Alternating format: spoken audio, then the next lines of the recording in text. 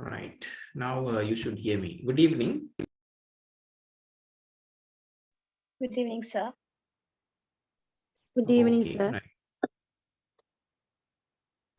Right. Thank you for responding. Yes, I just wanted to check whether I am audible. Right. So at the beginning, I was speaking with the muted mic.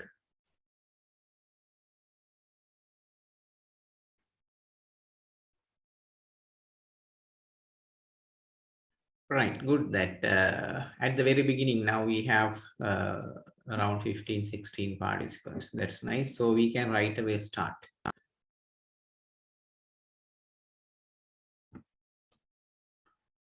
Right. I hope that you would respond like you did yesterday, so we can have a successful discussion. We started our discussion about the basic concepts of education and measurement and evaluation. Under that, we discussed about measurement, and we said that measurement is all about giving numerical values.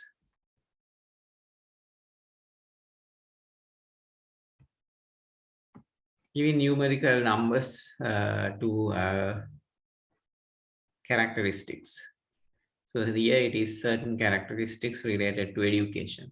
Things like knowledge, skills, abilities, attitudes, right? We try to give numbers to them. That is measurement. And basically we divided measurement into two as direct measurement and indirect measurement. In other words, physical measurement and mental measurement. And we agreed that mental measurement, educational measurement is a mental measurement. Then we discussed the concepts, basic concepts related to it, evaluation and assessment. We discussed uses of evaluation to different groups of people, like including students, teachers, principals, education managers, curriculum developers, researchers, community, etc. Then the process of evaluation, like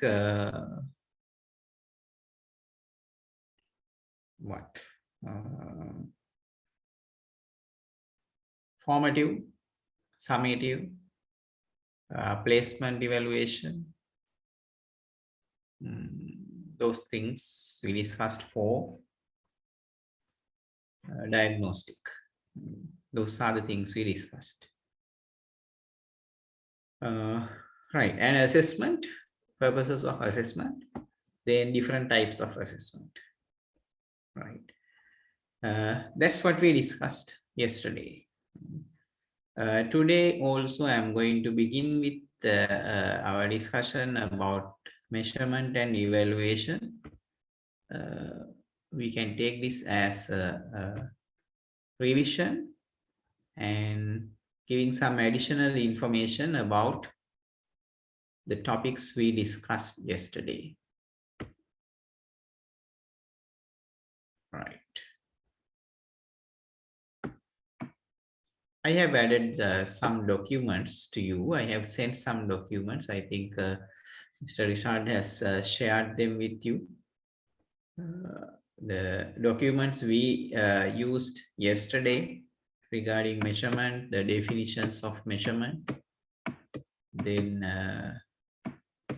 I have sent two documents, one PDF and one document about the differences between assessment and evaluation, and one more that we need to discuss today, that's measurement scales. Right, so let's proceed, starting from the basics that we discussed yesterday, some more information about them. Right. We have another definition for assessment, that is the process of collecting information or evidence of a learner's learning progress and achievement over a period of time in order to improve teaching and learning. So I told you yesterday that the purpose of assessment is improvement, or in other words, development, right? So that can be the development of the learner, student, or the development of the learning teaching process, development or improvement of the syllabus, development or improvement of the teachers themselves. There can be several aspects. Assessment is typically used to describe process to examine or measure student learning that results from academic programs. We focus more on academic programs. Assessment is used to describe the process and to examine, measure student learning that comes as a result of academic programs, that means teaching. So here are some characteristics of assessment. Assessment is an ongoing process aimed at improving student learning. Assessment is an ongoing process aimed at improving student learning. So again, you can see the word improving, improvement everywhere. Improving learning from assessment sometimes occurs immediately in classrooms or later because of changes for future students, right? So some changes, some improvement, some steps for improvement can right away take place within the classroom. Now, we discussed yesterday, some teachers or we can conduct the assessment on the spot. While the lesson is going on, we may conduct assessment, or just at the end of the lesson, we can conduct the assessment and find out whether there's something wrong, anything wrong. Is there a problem of achieving the lesson objectives? Is there a problem for the students to understand the instruction? Is there a problem for the students to follow instruction and complete a task given? So we can take some quick steps to as a remedy for them, right? So there can be immediate action. So the problem with the evaluation is that we are not, it's not possible to take immediate action, because usually evaluation is conducted at the end, and then it takes some time to see the results. And by the time we see the results, analyze them and understand that something is wrong, the students may not be there any longer. They have gone for something else, right? They have moved to the next class, or they have moved to the next level. They have they have become dropouts, or they have gone to some other school, some other institution, or they have started doing jobs. We are very late to correct after evaluation, right? So that's why we need assessment, so that we can take quick action, prompt action about it. Assessment is not based on one test or one task. No, it is expressed by mark or grade, but rather in a report form which scales or levels as well as description and comment from the teacher. So it's not based on one test or one task. Assessment, in other words, it doesn't end with one test or one task, right? You can do assessment using one task, right? But that's not the full assessment. Assessment is an ongoing, or it's a continuous process. It should carry out for some time, or we have to carry it out for some time, right? And just giving a mark or a grade is not assessment, right? We should be here, we can be rather qualitative, not quantitative. You can be quantitative because at the beginning, like you give 10 questions and you just see how many answers are correct. Even the assessment can have marks, because we can't do assessment or evaluation without measurement. So measurement means giving numbers to something, quantifying something. But Assessment can be very qualitative. We will give comments. We will say what we can see, what we can feel, what we can understand about the child, what we hear about the child. All those things are assessment results. That's how we convey the assessment. So assessment is different from evaluation, right? It may have some qualitative comments, not some, more of qualitative comments. So based on teachers' comments, right, we can take results of assessment. The report is written based on samples of the students' work. Now it can be something like a portfolio, right? We can see that especially in the preschool, kindergarten, our kids do so many activities. They draw pictures, they do so many creations, they paste things, they make collage. So many interesting things are there, right? And the teachers, what they do is put all these things in one folder, right? And that becomes a portfolio. So the student progress, what they have done during that year, is checked at the end together with the parents also, right? So all records about the work are there. The student self-assessment sheets, right? It's very rare in our country. That's something that we have to like include and give more opportunities. Self-assessment. Teachers' observation notes on the achievement of the students' linguistic ability, attitude, participation, cooperation, and general cognitive development. Right? So assessment covers all these aspects, but evaluation basically covers only the cognitive domain or knowledge. Not only that, but there can be some skills as well as attitudes, right? So all those are formal learning, teaching approaches, or rather 3 domains, right? But there's something more than that. There's a personality trait, there are personality traits, attitudes, social skills, right? It's the assessment that helps us measure those aspects. Therefore, assessment is very important, right? Now we are here, we saw this expression self-assessment, right? There can be 2 other assessment, right? So if you like, you can make notes on this. Self-assessment, that's the assessment done by the student himself or herself. But for self-assessment, we should give some guidelines. It's better if the teacher can give a kind of self-assessment criteria. Assess yourself based on these things.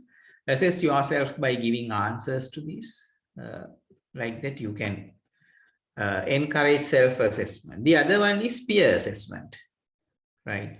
We get the students learning in the same class, their own friends, their own colleagues, to assess each other. A assesses B, B assesses A. C assesses D, D assesses E, and E assesses C. So like that, you can swap the way of assessment and get the peers assess. The final and the most important, the third and the most important one is the teacher assessment, instructor assessment. Teacher assessment is very important because teacher is the professionally qualified person for assessing the students. So therefore, all these 3 types of assessment is important, but we should encourage in our context more and more self-assessment and peer assessment. So in our context, almost all teacher assessment, once in a while peer assessment, and very rare self-assessment. So we have to improve on this. Give more portion to self and peer assessment, at least 50-50, like, right? 50% teacher, 50% self and peer, right? There can be problems, issues of validity, reliability. We will discuss about concepts like validity and reliability later, right? People don't like to believe in the self-assessment. People will say, I know, my God, that same person has marked his own script. So how can we believe? Or on the other hand, some may say, Ayo, that was marked by his own friend. So the friend must have given some marks. The friend must have been very lenient on that, right? The same complaint is there about the teacher assessment also, right? When we say continuous assessment and the school-based assessment, our magnificent examination department doesn't like to accept the marks given by the teacher. They say that it's the same teacher who teaches the subject is giving marks. How can we believe that? Teacher can be biased. So what should happen is that give that empowerment to teachers, encourage them, develop their attitudes so that they don't become biased to the students.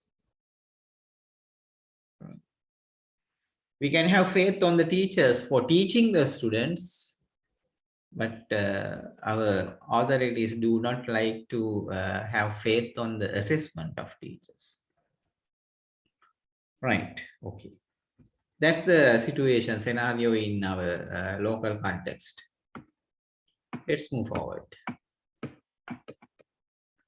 A student's achievement is often measured against his or her own starting point rather than compared against the skills or abilities of other students. Now, these things these are different approaches of assessment. We have different names for this. Now, as the lesson progresses, we will learn them, right? There are things that we can learn more of the technical terms for like comparing his own self with himself, right? Or their own selves, or their own performance, the past performance and the present performance, or comparing performance to a set of criteria, or comparing between the students and say, this is the most clever child and that is the weakest one in the class. These people are average. All these have different technical terms. These approaches have different technical terms. But what expects in achievement, in assessment is that, right, we compare the student performance in the past with the same student's performance in the present and see whether there's a development. Is there an improvement? Or have they gone down? Right. So they have gone down means there's some problem. So that becomes diagnostic. We try to see what's wrong. Where is it wrong? Like whether it's a problem of the child, learning difficulty, or whether it's a problem in the learning teaching process, learning teaching methodology, or the process of teacher himself or herself, problem in the curriculum. Find it down and try to give a solution to that. Right? Assessment is basically very important because if we find any issues regarding the students, we can take quick action. Right? So that's about assessment. And now we come back to the definitions about evaluation. We already have 1 or 2 definitions. So you can add this also to your list of definitions. Evaluation is the process of making overall judgment about one's work or a whole school's work. Right? So measurement is related to giving numbers, assigning numbers to characteristics. Evaluation is giving judgment to those numbers. Evaluation is concerned with a whole range of issues in and beyond language education, right? So beg your pardon about the words, terms, because we are focusing more on language education here, but I know that there are other subject teachers here. This can be related to any kind of teaching, right? Not only language.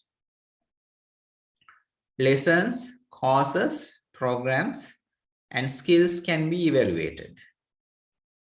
Right? See, the lesson can be evaluated, course can be evaluated, programs, education programs, the full program can be evaluated. Skills of both the learners and teachers can be evaluated. It produces a global view of achievement, usually based on many different types of information, such as observation of lessons, students test scores, teachers' assessment reports, course documents, or interviews with students, and interviews with the students and teachers. Right? So there can be so many different types of data for us to take decisions.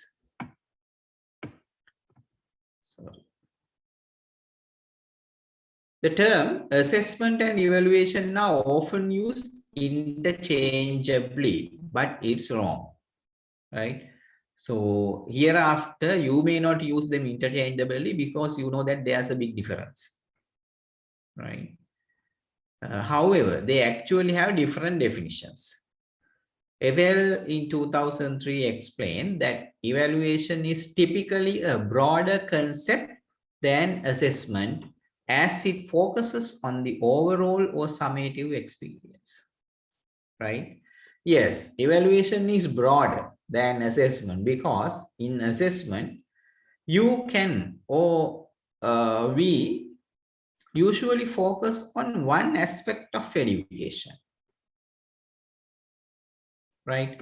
It can be their language ability, their writing ability, their speaking ability. If it's mathematics, one section of mathematics, like a part of algebra, right? Or it's kind of pure mathematics. Things like that. We can assess students based on a very small area. One particular technique or strategy. One particular skill or sub-skill. So assessment is very narrow. Narrow is not a negative word, right? Little by little, we take little portions and assess, right? That's good because the remedial action is easy. But evaluation is broad. We try to see an overall picture of the student's performance and give a final judgment about it, right? Then the assessment versus testing. Bob Adamson argued that testing does not equate with the assessment. So assessment and testing are not equal terms. Testing is a part of the assessment. Testing is a part of the assessment, right? So giving a test paper and then giving marks is just a part, right? A tool of assessing. But it is only one means of gathering information about the student. The focus in testing is on finding the norm, right? One way of getting information about children, their knowledge, skills, attitudes, right? But there are other methods, right? So testing is only one. There are other methods like what do we call observation, interviews. You can use checklists, observation schedules, etc. to gather data. And as I told you, portfolios, other records, reports, etc. Right. Okay. We lost electricity, so my camera quality became poor. I am going to stop video there. Right. Okay. So now we can continue our discussion without video.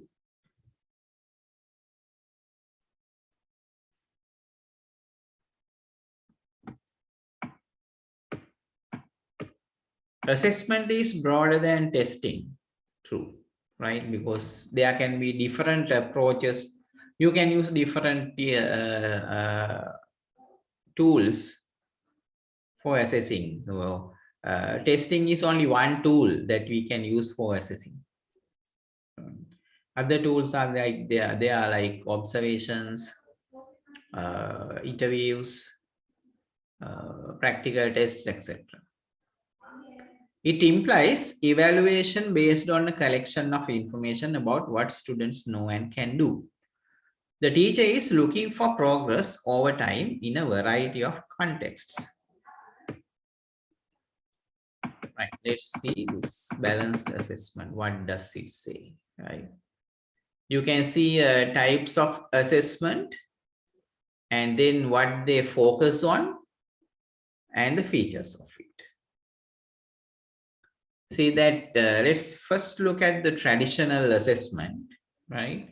In our traditional assessment, that is that pencil paper test we had, the monthly test, then the unit tests, etc. They focus more on knowledge, curriculum, and skills.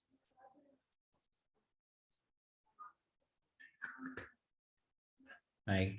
Their features, this is what people used. They use tests, quizzes, assignments, maybe take home assignments.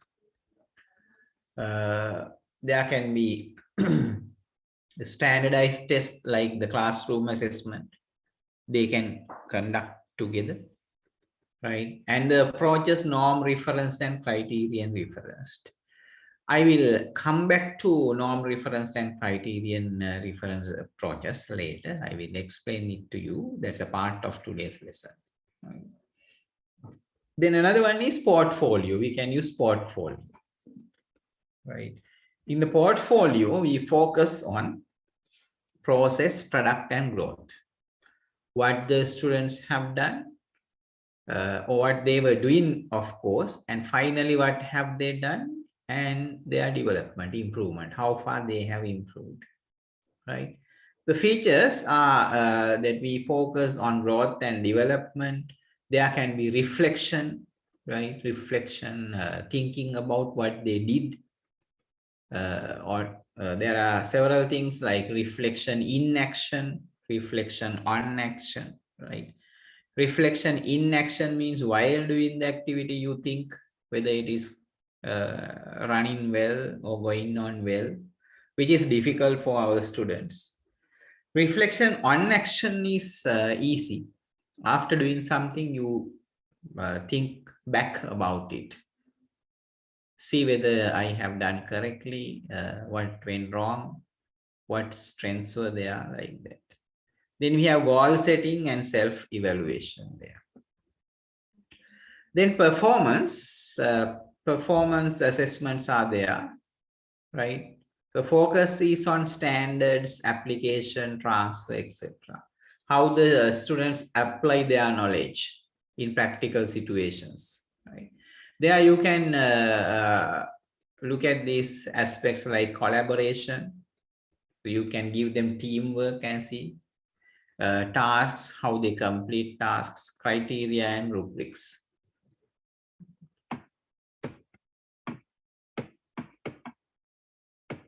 Right. So after that, now we have a small task. I will give you time to do this task, right?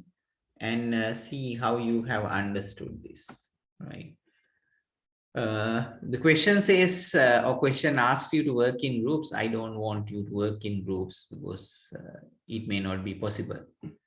Discuss what the differences between assessment and evaluation in terms of the following, right? Purpose, right? So just mention in one sentence the difference between these two things. Why do we conduct assessment for teacher and student? And why do we conduct evaluation? Just two sentences, right? The difference of purpose. Forget about the next one. We don't want language skills, right? We are not focusing on language skills. Test materials, right? test material. We'll forget about test materials also. That's not necessary, right? So purpose and then time to do the test, right? When can you assess students and when can you evaluate students? Then go for kinds of tests. What kind of tests can we use? Let's forget test. Just go to instrument. What type of instruments can we use? Right. The next two also can be difficult. Let's discuss them later. I will discuss them with you after you do the activity, scoring and marking and analysis. Right. Think about follow-up. What can you do? Right. So we have these things. Purpose. Why do we conduct assessment and why do we conduct evaluation? Right. Time. When do we conduct assessment and when do we conduct evaluation? Instruments. What things can be used to assess students? What things can be used to evaluate students? Finally, follow up, right? What do you do after that?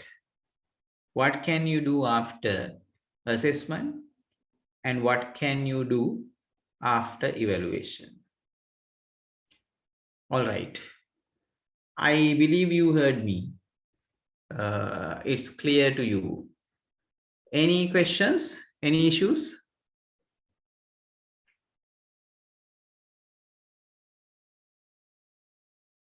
Hello.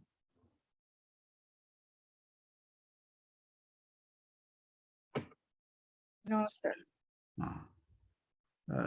I believe you understood the task, right? And I will give you about 10 minutes for this, right? You can, it's easy, I think, if you can take a piece of paper, write your answer, and then add it, take a photo and add it to the chat. I should have different answers from you because this is an individual activity.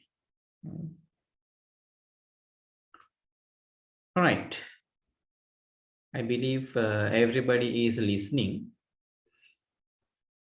I can see about 14 participants. If I am the sole host here, there are 15. Yes, good. And I can see some familiar names also. Right, good. Then let's attempt this task. Try to do this task and send me your answers. Take about 10 minutes. If any question is there, if any issue is there, you can talk to me or you can just send me a chat asking your questions. Okay, please take 10 minutes and do this task. Send me your answers. Right, I'll talk to you again in 10 minutes. But still, I am here, so you can send me your questions. Right, good. You may start the task and send me your answers just as you finish your task. Okay.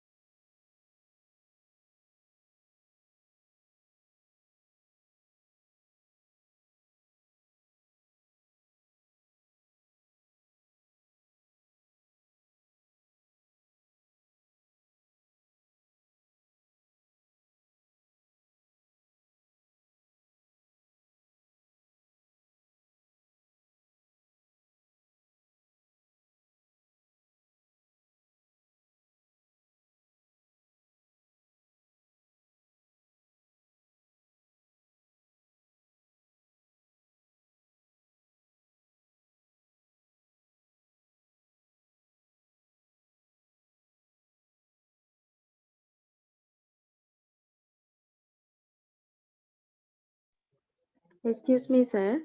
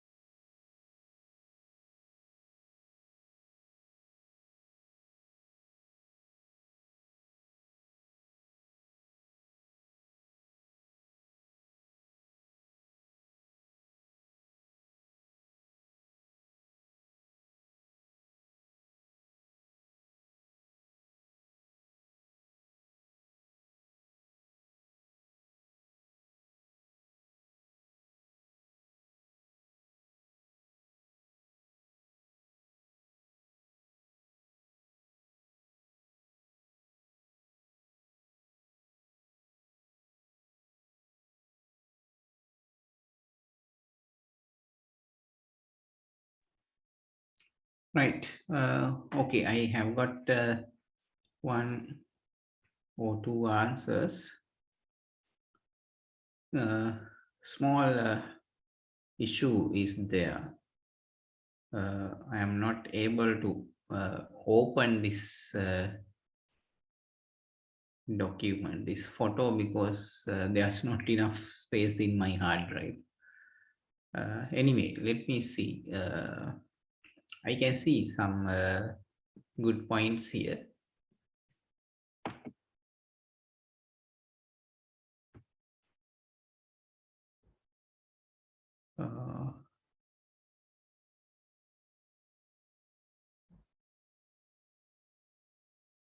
Right. Okay. Yes. Several items have been mentioned here. Test papers, projects, that is for assessment, on the instruments. Evaluation, yes, test papers, oral tests, etc.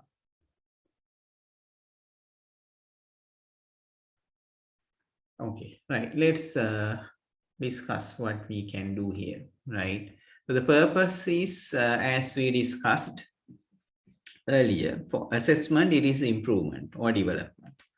Development or improvement of students, finding out strengths and weaknesses of students and teachers, the teaching methodology, etc. And improving those aspects, right? Purpose of evaluation is judgment, giving a judgment about the students, their knowledge, their abilities, etc., and then the teacher's abilities, curriculum, then the learning teaching approaches, etc. Right. Time is assessment is while the learning teaching course is running. During the course, while the learning teaching approach is continuing, that is time of assessment. Time of evaluation is at the end of teaching. So that can be at the end of the year, at the end of the term, or at the end of the course or education program.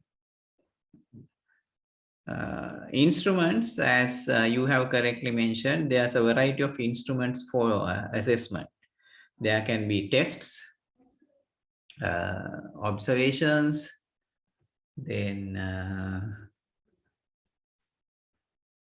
projects, field trips, drama, dialogues, discussions, so many other activities, assignments, take-home assignments, project, group work, group activities, creations, exhibitions, building of magazines, publications. There can be a variety of things. But basically for evaluation, it is tests, oral tests, practical tests, and written tests. In the follow-up, right, we can try new techniques of teaching. Yeah, I have got another answer. Yes, from Taranga. Good. You can do some remedial teaching, make changes to the learning teaching approaches, make changes to the other aspects, activities, etc. Right. But in evaluation, follow-up is usually major changes to the system, right? And it takes a long time. Like you can, the policymakers can revise the syllabus, curriculum, right? They can look for a new method of teaching. They can take decisions about teachers' placement, transfers, etc., and what subjects are allocated for them. So they are major changes, taking decisions about major changes. Right, so those are the 4 aspects. We'll continue beyond that point. So there's a glossary which will help us learn these names, terms, etc. Right. So one word is alternative assessment. So alternative assessment means approaches for finding out what students know or can do other than through the use of multiple choice testing or multiple or any other type of testing. Then we have anecdotal records. They are informal written notes on student learning product or processes, usually jotted down from direct observation. So this is done by the teacher. It can be kind of teaching journal or a teaching diary. We keep notes about students and their performances. Assessment, we know, a systematic approach for collecting information on student learning or performance, usually based on various sources of evidence. Authentic assessment. Procedures for evaluating student achievement or performance using activities that represent classroom goals, curricula, and instruction or real life performance, right? So authentic means real life or real like situations, right? We create a real like situation in the classroom environment and try to assess the student behavior in such situations. So they are, by assessing the students' behavior in such situations, we try to project their behavior to the greater society. Once we try to see how the student would behave once they are in the practical society. And based on that behavior and observation results, we develop our learning teaching approaches. For example, the common things are like in the schools, in primary grades, we have a fair, primary class fair. Students bring things from home, items, and they, in some cases, they dress like the sellers and they try to sell these items. Through that, they learn several mathematical functions, and it includes social skills also, right? That is one authentic situation we create in the classroom, right? And there's a very, very famous video these days circling in the social media that how practice is given to students in traveling in buses, how to treat adults, how you share the seats, etc., how you treat the people with disabilities in the bus. That's not a video of a Sri Lankan school, but later, after that went viral, I saw in several places, several schools, our teachers had also tried the same. So it's a kind of simulation. We create a real like situation or real life situation in the classroom and give the practical experience to the students. Collection portfolio, we discussed about them. A collection of all student work that shows how a student deals with daily classroom assignments. Peer assessment, that also we discussed. Assessment of a student's work, products, or learning process by classmates. Then we have performance assessment, assessment tasks that requires students to construct a response, create a product, or demonstrate applications of knowledge. So there is performance assessment. We assess the performance of students there. They develop or create something new, and we assess the students' ability based on that. Portfolio is a collection of student work showing student reflection and progress or achievement over time in one or more areas. We can develop a concept of portfolio, then you can assess students based on the portfolio. That is what we call portfolio assessment. A selective collection of student work, teacher observation, and self-assessment that is used to show progress over time with regard to specific criteria. Then there can be a portfolio conference, something like an interview between the teacher and the student. A meeting between a teacher and a student to discuss student progress and set goals related to the work collected in a portfolio. This is important. I told you that we take this topic later, rubric. Right. A measurement scale used to evaluate a student's performance. Rubric consists of a fixed scale and a list of characteristics that describe criteria at each score point for a particular outcome. It is something like this. Now, if you are taking part in paper marking in national level examinations, you know this. In the marking scheme, in order to mark the essay type questions, they give us a marking scheme, a marking criteria. Now, usually marks are divided into several categories like grammar and vocabulary, then language flow, accuracy, organization, etc. Right? And then now let's say there are 15 marks for the total essay, and 5 marks are given for grammar or accuracy, right? And then there's a description on how these 5 marks can be allocated, right? It says 0 marks if it is the question copy, right? Second one says many errors, disjointed sentences, no cohesion and coherent. Subject verb concord cannot be identified. Full of spelling errors. So just 1 mark, right? That's what we call rubric.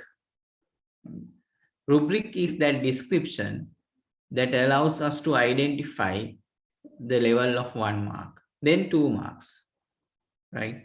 Says several errors. Very difficult to identify flow. Only 1 or 2 grammatically correct sentences. Several mistakes in spelling. So errors and mistakes in spelling. So that can be the rubric for the for mark 2 marks, right?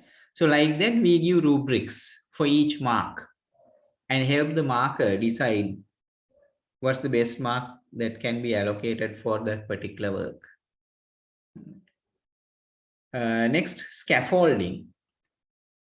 Providing contextual supports for meaning during instruction or assessment, such as visual displays, classified lists, or tables or graphs. This can be seen mostly in reading. Scaffolding is giving support for reading. So that scaffolding can come in the form of questions, simple questions. By asking simple questions such as yes, no questions, true, false questions, we support our readers to read through the passage, the article, the text. And there can be visual, the pictures giving support for understanding. So they are called scaffolding. In Sinhala, scaffolding කියන්නේ මේ පලංචි. අපි පලංචියක් බඳින්නේ මේ ඉහළට යන්න මිනිස්සුන්ට උදව් වෙන්න, right? So step by step they climb up and complete the task. ඒක මේ වැඩේ ඉවර වෙන්නත් ඕනේ. The scaffolding we see when we construct buildings. Building එක උඩට බැඳගෙන යන්න තමයි scaffolding ගහන්නේ, right? And you put the plaster also using scaffolding. And once the task is done, you no longer keep the scaffolding, you remove it. So that the same thing happens in reading also. We give reading support only when the students are struggling to read. So after giving scaffoldings, once they start reading alone themselves, no need of scaffolding. Right? So teacher's duty is that. Teachers scaffolding කරනකොටත් එහෙමයි. අපි scaffolding කරන්නේ ළමයින්ට ගැටලු තියෙනකන් විතරයි. තනියම කියව ගන්න පුළුවන් වෙනකොට අපි scaffolding දෙන්නේ නැහැ. Right? ඒක හරියට අර building එක හදලා ඉවර වුණාම පලංචිය ගලවලා ඉවත් කරනවා වගේ. Right? Next word term we have is self-assessment. Appraisal by a student of his or her own work or learning process. Then we have showcase portfolio, a collection of a student's best work, often selected by the student that highlights what the student is able to do. So students themselves select their work that can be displayed to the others, that can be put in the showcase.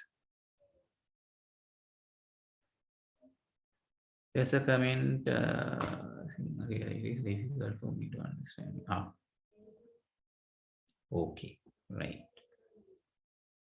So then if it is necessary, I will explain the critical things in Sinhala also, right? So showcase portfolio, the work that can be displayed in a showcase. So usually in a shop also, we put the best product to the showcase. Like that, that attracts the customers. So like that, the students also themselves select what they can show to the others. So that is showcase portfolio, right? හරියට අර හොඳම දේ showcase එකට දාලා පෙන්නනවා වගේ කඩේ, right? ළමයා තෝරනවා තමුන්ට ලස්සනට අනිත් අයට පෙන්වන්න පුළුවන් දේවල්. That is showcase portfolio. Summative assessment, we discussed this concept earlier. Culminating assessment for a unit, grade level or course of study, providing a status report on mastery or degree of proficiency according to identified learning outcomes. Summative. We discussed formative and summative assessment yesterday. We said that formative assessment is what is conducted while the learning teaching process is going on. Summative is, actually we didn't use the word assessment there, we used the word evaluation there, right? So summative evaluation is what is done at the end. Formative is what is done while the course is going on, right? There are Sinhala terms for them that you don't need them anyway. So formative means continuous assessment. Summative means test done at the end. අවසානයේ පවත්වන test එක. That is summative. Okay, so we discussed a lot about evaluation, assessment and evaluation. I move to another document now, which is helpful to us. We are going to see the difference between assessment and evaluation. This document I have sent to you, so you can read through it and see. It says, assessment is defined as a process of appraising something or someone. That is the act of gauging the quality, value, or importance. As against evaluation, focuses on making a judgment about values, numbers, or performance of someone or something. Assessment is made to identify the level of performance of an individual, whereas evaluation is performed to determine the degree to which goals are attained. The basic difference between assessment and evaluation lies in the orientation. That is, while the assessment is process-oriented, evaluation is product-oriented. The article presented to you describes all the distinguishing points between these two, right? So assessment is process-oriented. It looks at the process. While things happening, right? While the learning teaching is going on, we are focusing on the process, how to develop the process. Evaluation is product-oriented. So evaluation checks the quality of the product, right? It is something like this. Just imagine that you have assigned a carpenter to make a table for you, right? So while the table is under preparation, when the carpenter is making the table, you visit the carpenter. and look at it, right? You just check the quality of the wood and say, my God, this wood does not match me, right? Can you find a better one? Right. So you go and say, අපෝ ඉවා මැහෝගනි වලින් නේද හදන්නේ මේසේ ඒක හරියන්නේ නැහැ, right? So I want teak wood, right? So while it is going on, you go. And in some places you see like now this food looks like it is, there's a bend in it, right? මේ කකුලක් ඇදයි නේද මේසේ පොඩ්ඩක් එක හදන්නකෝ, right? And you say this color, it doesn't match, can you find a better, like a darker color? So that is and if he is doing well, you appreciate, right? Hondai, very hondai, right? You are doing it well, right? I like it, right? So then now you only have to do the polishing part, then we will have a nice table, right? That's a process. You are focusing on process, so that is assessment. The evaluation is after he finished the work, you go there and check and say, sure, well done, right? It values the money I spent. Or you say, it's not really done, I don't like this quality of polish. Or you say, the four legs are not balanced. Right? So I can't pay you the promised amount. So that is your judgment about the final product. That is evaluation. So that's the difference between assessment and evaluation. While the process is going on, you continuously, you become watchful and try to develop that and get the best outcome, right? The evaluation means you go at the end and see and say, no, this is the value I can give this to you, this for you, right? So there you judge the value by looking at the product and say it, right? So that's the difference. Let's look at these differences and the different aspects. So assessment versus evaluation, you can see a comparison chart. We have the basis of comparison and the differences between assessment and evaluation. You can see the meaning of the two terms.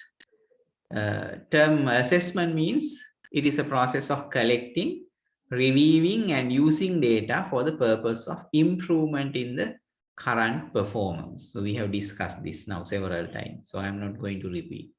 Evaluation is described as an act of passing judgments. Passing judgments. So, on the basis of set of standards, right? And let's look at the nature of assessment, that is diagnostic. We try to find the problems, weaknesses, and strengths the students have.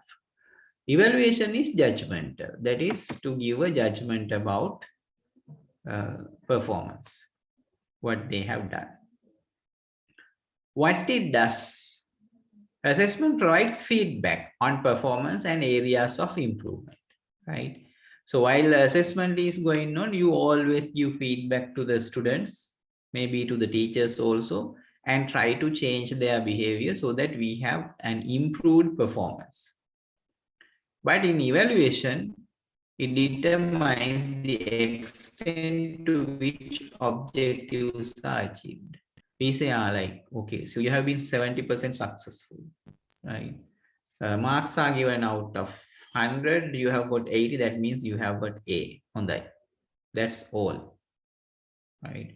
And on the other side, you can say about the teacher, okay, teacher, you send 50 students to the exam, 45 of them have passed, so your performance is 90%. And that judgment is there, that's all.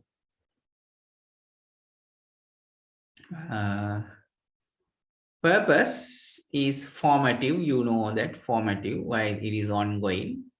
Evaluation is summative. That means at the end. Orientation is process oriented and product oriented. We discussed. Feedback based on observation and positive and negative points. Right. So both can be there. We look at positive points. That means strengths. We look at negative points. That means weaknesses. Right. So you observe both and give comments on that, feedback on that. Evaluation is based on the level of quality as per set standards. We have standards beyond 40, you are passed. So we give a quality assessment like that. Pass. That's all. Right. Relationship between parties is reflective. The teacher and the students, they always become reflective. Think about what happens, talk about what happened, and talk about what they can do. In evaluation, it is prescriptive. We can give a judgment and prescribe something, right? You say, right, now the child, you have got good results in science, right? So you can go for the science stream, right? Now, don't you see that the science is difficult for you? So why don't you start learning arts? So that is prescriptive. We give our judgment and say, this is what you should do. Criteria set by both the parties jointly. I don't know whether it happens in Sri Lanka, but the criteria, like there should be an agreement between the student and the teacher on the criteria used, right? There's no discussion for evaluation. The criteria is set by the evaluator. If the teacher is conducting the exam, teacher decides the criteria. If it's a national level examination, the examination department or the paper setters may decide the criteria. Measurement standards are absolute and comparative, right? Here, absolute means it is only to the individual. Now, if someone is assessed, someone's result is only for someone, right? If it is Kamani who is assessed, Kamani's result is only for Kamani. That shows the Kamani's performance, right? By looking at Kamani's performance, we can't say, someone, now you have to study maths hard, right? But in evaluation, it is comparative. We compare the children and say, now see, Kamal, Kamani has done better than you, so you have to improve. Then we say, Kamani, see that Kamal is good in English, right? So you too should start working well in English. That can be comparative, right? We have some more definitions about assessment, right? You can see assessment is defined as a methodical way of acquiring, reviewing, and using information about someone or something so as to make improvement where necessary. The term is interpreted in a variety of ways, that is educational, psychological, financial, taxation, human resource, and so on, right? So I have given you a lot of information about these, so many definitions about assessment and evaluation. So I am not going to read all these things. You can leisurely read them. Definition of evaluation. The term evaluation is derived from the word value, which refers to usefulness of something. Therefore, evaluation is an examination of something to measure its utility, right? So, okay, you can go through this document and get more information about them, right? And here we can see the key differences between assessment and evaluation. We have already discussed them, right? So focus on these things. You can read them later, right? Okay. We will stop that discussion about the differences between them, right? Now I would like to move to another important aspect. That's there are some approaches of assessment and evaluation, right? Which is called, now we found these words, right? Norm referenced, criterion referenced, and ipsative referenced. So let's go back to your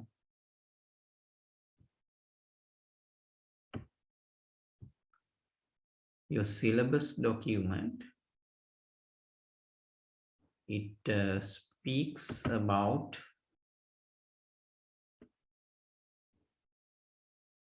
these approaches, right? And speaks about norm referenced and criterion referenced.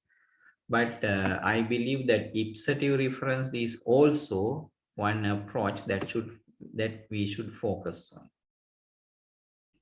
Right, where is that? I will share the document once I have found this where it is.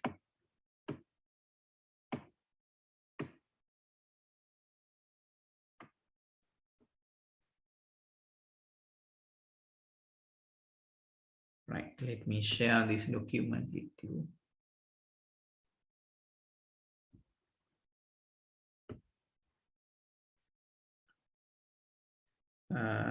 See this.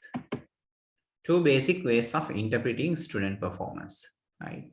One is norm reference measurement, right? So what does it say about norm reference measurement? It describes the performance in terms of the relative position held in some known group. It describes the performance in terms of the relative position held in some known group. So example, we give a test to the students, and then based on the marks, we give them ranks. So this happens in the school. Right? At the end of the term test, we look at the total marks, they aggregate, and then say, this is the first in the class, this is the second in the class, that is the third in the class. Right? So you are the best child. Right? The others are weak. Look at the example. Janaki is the second best student in the class in mathematics. Janaki tamai devaniya maths වලින්. Among 1,000 candidates who sat for the SLAS recruitment examination, the best performance 200 will be called for the interview. Right? So that is predetermined. Right? Only 200 will be called for the interview. So the results are ordered. Those who have the highest result and is compared with the others, those who have the highest results are taken for the interview, right? The criterion reference is a little different. And we believe that criterion reference measurement is better than norm reference because we don't compare the students. Once you start comparing students, some students may be disappointed. They might be discouraged, demotivated, and say that, okay, so we are the weaker children in the class. Apit ithin අර ගොල්ලන්ට වගේ වැඩ බෑනේ. That's what they think, right? And on the other hand, the clever students can be too complacent. They think, we are the heroes, right?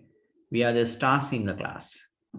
So all these two imposters, these two ends are bad. That's not good, right? So the criterion reference measurement, try to avoid that to a certain extent.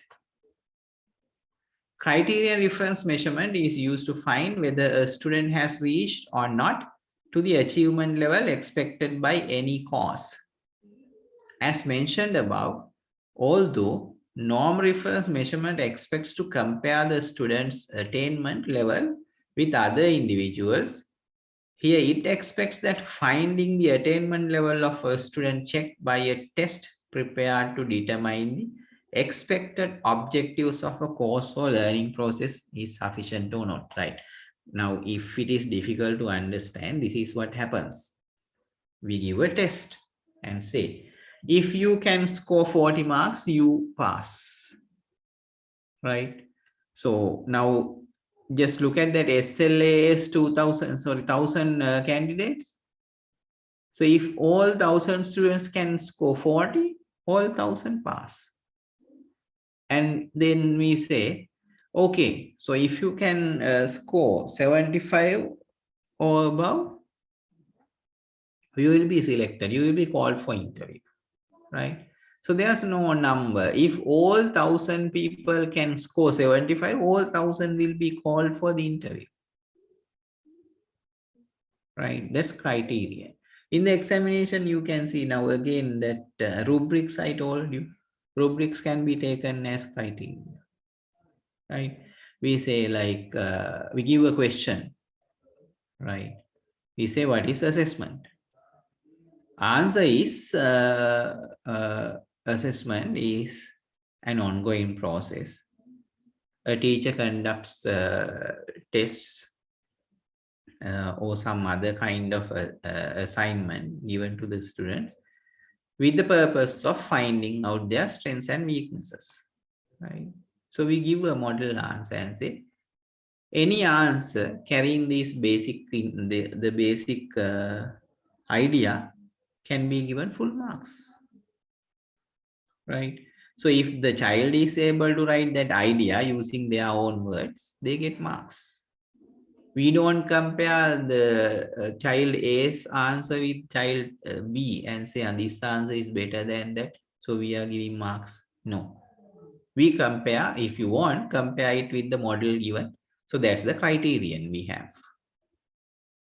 That is criterion referenced, right? Look at the example.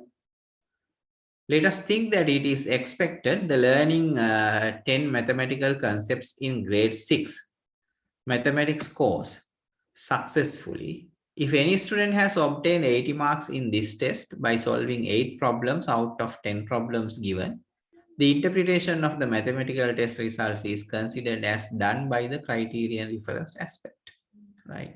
So in other case, if you can take 80 out of 100, you pass. So all students who get 80 will pass. The new trend of evaluating students' performance is interpretation of the test results by criterion referenced aspect. Finding what the things learned or not, considering the expected thing, is more important than expressing the ranking order as first, second by a comparison of other individuals, right? So no longer we worry about first place, second place, third place, etc. What we try to do is look at students' performance based on certain criteria, right? There was a video on this. Let me see if I can show you the video. Right, this thing.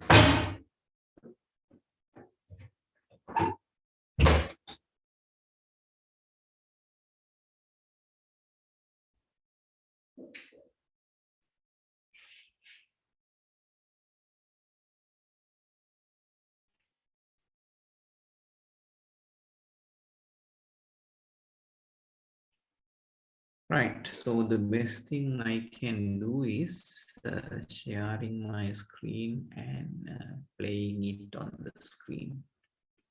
Let's see.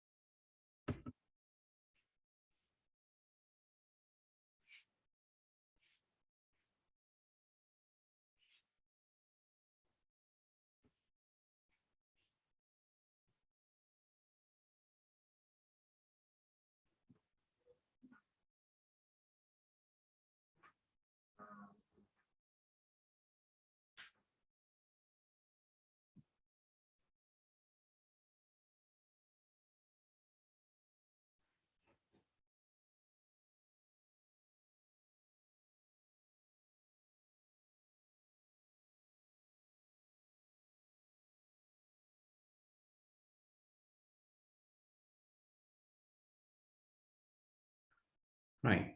Sorry, I had to stop sharing. I will share this again.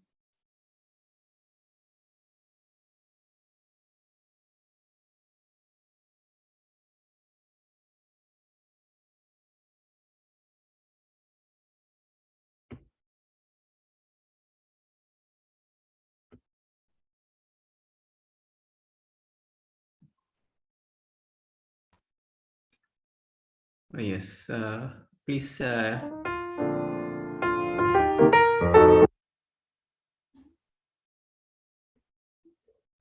Just tell me whether you can you can see this screen and hear the sound. Yes, sir. Right. So then I will play this and listen carefully and see what they discuss. Right. This is about norm referenced and criterion referenced. If there's any problem, you can quickly call me or speak out or send the chat, right? Our company will only hire first-class honor students. We are first-class honors graduates from ABCU. We are all first-class honors graduates from XYU. Huh? How come there are so few first-class honors graduates from ABCU? Professor, why do ABCU have so few? Right. I will explain this, why it is going on. So this company, they have decided to select graduates with honors. So there are two companies. One company has only a few graduates with honors, right? And there's the other, not company, university. Let's see, right? So this, you can see that ABC University has only two, but XY University has several honors graduates. So the company decides to ask the university heads about that. So let's listen to what the ABC University heads have to say.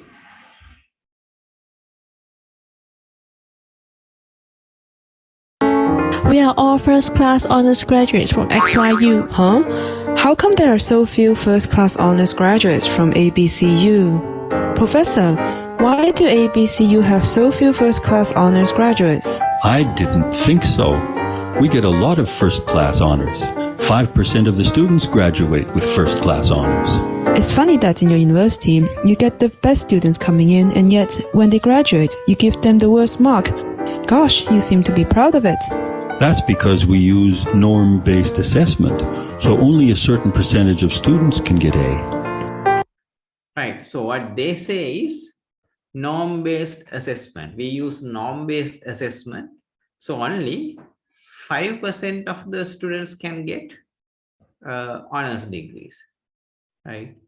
So however much it is, however best the results are, only the top 5% can get honors degrees. Now let's think that the aggregate in 1 year is like, let's say that 100 students are there every year, right? This year, 5% of students beyond 80, if it's the 80 is the cutoff point, right? 5% of the, not 80, 5% of the students. So if it is 100, the top 5%, right? That means 5 students. They get honors degrees, the highest 5, right? Now next year, if there are only 50, right? So only 2 or 3 students will get honors degrees. So if the cutoff mark is 80, it is not considered. Now this year, 5 students get 80. Next year, if 7 students get 80, it is not considered. Because only 5% of degrees honors. So only 2-3 students will get that. So that's why that particular university has only a few students with honors. So you only give a certain percentage of students an A, even if the other students also deserve higher grades? Look, we should apply for this postgraduate degree together so we can keep researching our project. But I didn't get the requirements of a first class. There were already 10 students got first in my class. Wouldn't this significantly disadvantage your students when they apply for postgraduate position? You push the student to a lower award just because the quota is full. They would not have an equal opportunity to compete. But this has been our way of grading for a long time. But it doesn't have to be this way. There is a better and fairer way. That is standard reference assessment. The assessment is measured against predetermined criteria. Students do not compete with others directly but are assessed against a general set of criteria and guidelines. This is fair because a general set of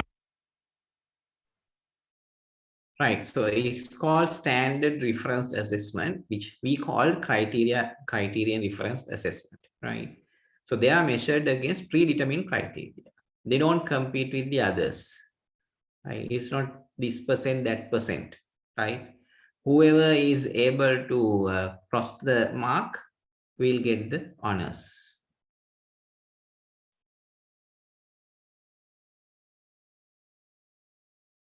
criteria and guidelines. This is fair because when students fulfill the intended learning outcomes of the program, they will be rewarded accordingly. No grading with curve anymore. But we can't have too many A's. That makes the university look easy. This will decrease our credibility. But hold on. Credibility of the university is built on students' quality. If students are only graded by comparing with each other, how can the grades tell if they have established their competency and acquired the skills? Hey, I don't understand this question. Can you explain it to me? No. If he performs better than me, I may get lower results. I cannot share my resources. Norm-based assessment So that's what happened in norm-based assessment, right? So only the top performers are selected, only the top performers are motivated. So therefore, the children don't tend to support the others, right? They believe that, oh my God, if I help him, he will also get the marks equal to me or sometimes better than me, right? Then I won't get a position. I will not get a certificate. I will not get the honors. So therefore, the children, they don't support the others. So that's why we see that in some of our universities in traditional courses, some students, when they go to the library and they find some interesting articles or facts in the books, they tear the papers off. So when a second child goes there and look at the book, the most important section is not there in the book. Somebody has torn it out. So the students become very selfish because they want to be on the top than the others. That's what happens in our scholarship examination. It's always a percentage that is given the scholarships. So therefore, it's a huge competition. Very bad on the students. Right. So it's not like that in criterion reference because it doesn't matter. Now, if you can get 75 and get an A, and even if the other can get an A with 75, doesn't matter, right? Because all can have A. There, whoever that comes beyond 75 will be awarded A. So they become honors. Encourages collaboration and teamwork. As students are compared against other students to get a higher ranking, students are competing directly with one another. But for standard-based assessment, one student's result will not push another student's grades up or down because they all compete against a set of standards. Hey, I don't understand this question. Can you explain it to me? Oh, I'm going to ask the professor too. Why don't we go together? But if we give them the criteria, students will use them as model answers. So here are the criteria for the project. I will follow exactly what he said to get an A. They are so good at reproducing answers to get good grades. But Professor, that depends on your learning outcomes. If your learning outcomes only target low-level knowledge and skills, like asking students to repeat facts, this will happen. It is important to ensure your intended learning outcomes assess higher-order knowledge and skills. This will encourage deep learning, and students cannot just reproduce information to get good grades.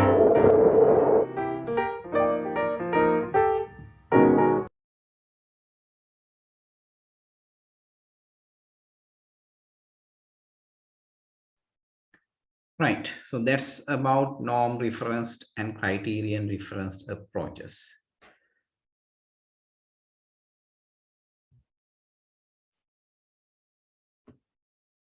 Right, and there is something else. There's something more other than these two, right? That is ipsative referenced approach. It is called the ipsative referenced approach. I wish that you would write it, because that's an important type of assessment or measurement. We can use ipsative reference measurement also. So let me find, there was a document for this.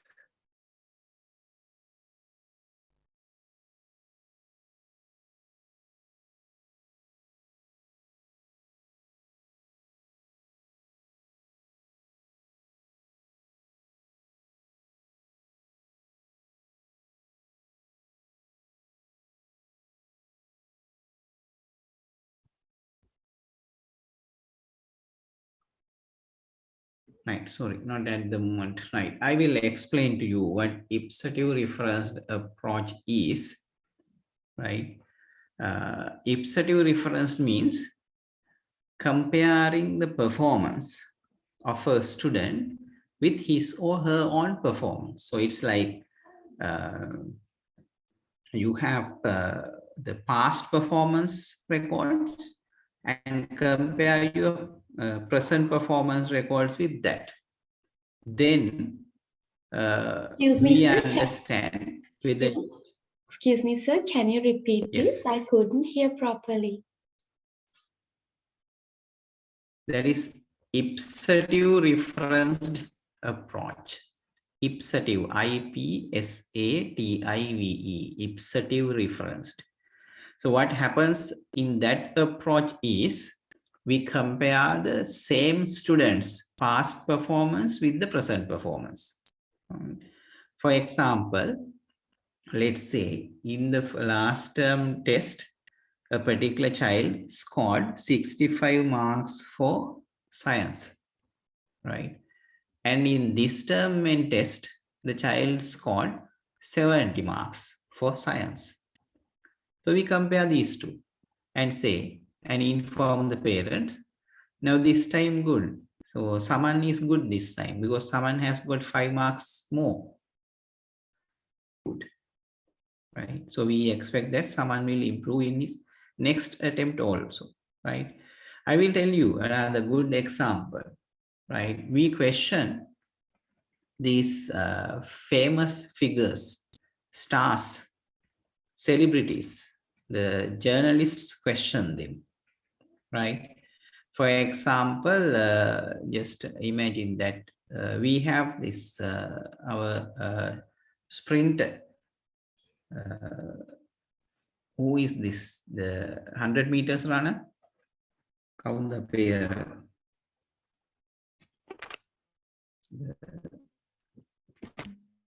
Who ran less than 9 seconds? Sorry, 10 seconds. You are not interested in sports. Yupun Nabekon? Yeah. Right. So, yes. So he started, maybe he has started with like 11 seconds 10.8, 10.6. Now we saw it, right, through several months, right? We could see that he was competing in one international track and field event, maybe let's say in Japan. He ran for like 10.2, right? Then went to another country, right? He ran for 10.08. Then another competition, 10.04. And finally, he came 9.9, 9.8. Right? So we can see a clear development, improvement. Now there, we are not comparing him with the other like other runners in the country, in our country, or we are not comparing his performance with the other international arena players, right? That will happen someday when they fight together to decide the first. We are looking at this person himself and saying, oh my God, this man is improving. Very nice, right?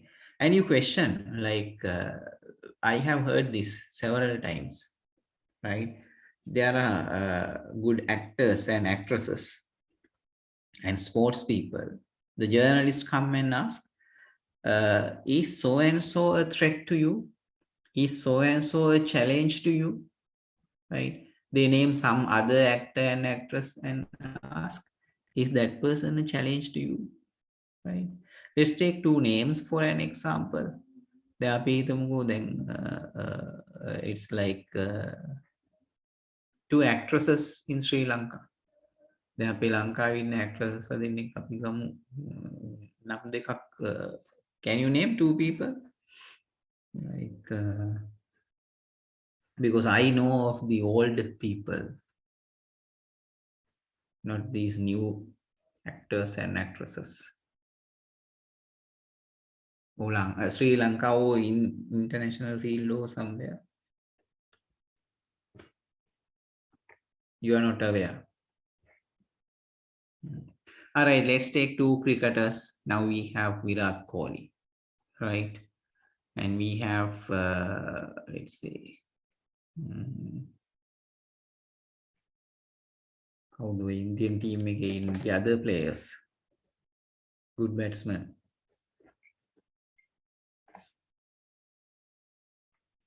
My God, you are not interested in anything.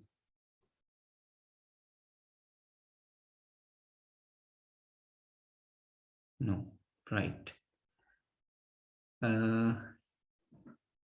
Now, okay, a journalist may approach Kohli and ask, right, is the other opening batsman in your team a challenge to you, right? If he performs better, will you be dropped out of the team? Then he says no, right? Nobody else is a challenge to me. I have the challenge in myself, within myself, right? If I do better in this match, right? If I do well in this match, I want to do better in the next match. If I score 50 this match, I want to score 100 in the next match. Right? So that's the kind of ipsative approach. They are comparing their performance with their own performance, and they are trying to improve on their own performance, right? So currently, this is believed to be the best approach of measuring or assessment or evaluation, right? We no longer compare the students with themselves. Student and student comparison is the lowest, but it is necessary. If you want to select students for something, then you have to go for the norm referenced approach. Just imagine that you are a company head or you are the principal of the school and you want to recruit a new teacher. 8 teachers come for the interview. Now there's no any other option. You have to select one. So conduct the interview, give them marks and take the one with the highest mark. So there you have to compare, right? So in such cases, norm referenced is good. We have to use norm referenced, right? But if we are focusing on the students, the individual improvement, criterion referenced and ipsative referenced are the best, right? So criterion difference is that we decide on criteria and conduct an open test, right? Whoever passes the criteria, we say, okay, you are through, right? That happens in O-level examination, right? Whoever gets these whoever can pass 6 subjects with 3 credits can apply for the A-level, right? They are selected for A-level section, right? And in schools with 6-3, whoever gets A for science, they can follow science, right? So like that, that is criterion difference. We are giving criteria, they are through, right? Whoever scores 75 marks for any subject will be given A. There's no decided percentage or like that. So that's why this year there can be 8,000 students with A passes to mathematics. Next year it can be 10,000. No problem. Whoever gets 40 marks will pass, right? If you want to see the individual improvement, right, go for ipsative reference. Keep records about the past performance of the child, compare that with the present performance and see whether the child is improving, whether the student is improving, right? Getting more and more marks, right? Doing better and better in the task, right? It can be dancing. So keep records about dancing. Are they able to show better dancing items day by day, right? It can be singing. It can be playing an instrument, right? On the other hand, it can be running. Are they running faster, right? It can be long jump. The student who jumped for about 5.5 meters yesterday, can they go for 5.6 tomorrow? Are they going for 5.6 today? Right. So that's ipsative reference. See whether there's a continuous development. If not, give them support. Find some techniques and strategies to help them perform better day by day. That is ipsative reference. Individual improvement is the target. Right. Okay. So that's what we discussed today, right? I wanted to go for the measurement scales also, but I don't think that we have enough time to discuss measurement scales. So let's discuss about measurement scales next day in our next lecture and on the same day objectives. Right. So we have discussed almost 2 hours. I think it's time to stop for today. I will start next day with a summary of what we discussed today and the measurement scales. Then let's move to goals, aims, and objectives of education. Right. Then that's all for today. Do you have any questions?